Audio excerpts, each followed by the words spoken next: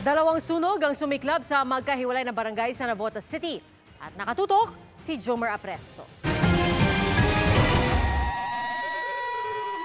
Ganito na kalaki ang apoy nang rumesponde ang mga truck ng bumbero mula sa nasusunog na mga bahay sa NBBS Dagat-Dagatan Navotas City pasado alas 8 kagabi.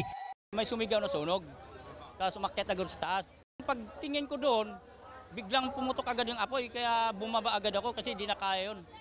Ayon sa Bureau of Fire Protection o BFP, umabot lang sa first alarm ang sunog pero nasa 30 pamilya ang nawala ng tirahan. Naging challenge po sa amin, yung nga, masikip nga po yung kalye. Ang ginawa lang po namin, nakakuha po kami ng portable fire pump na dinarap po namin sa ilog. Nasunog din ang bahagi ng paupahang bahay na yan sa Barangay San Jose, Navotas City, pasado alas 2 ng madaling araw kanina. Partikular na tinupok ng apoy ang ika-4 na palapag ng nasabing bahay.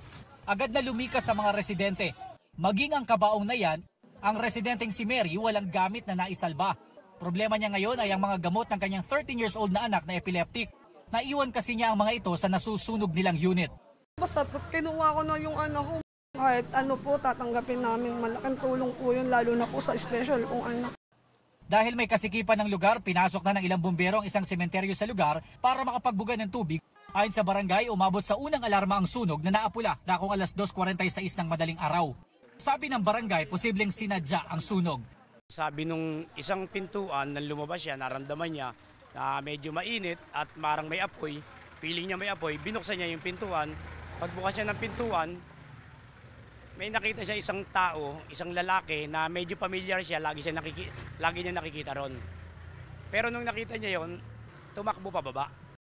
Sa ngayon ay hindi umano nila mahanap ang lalaki na posibleng nagtago na.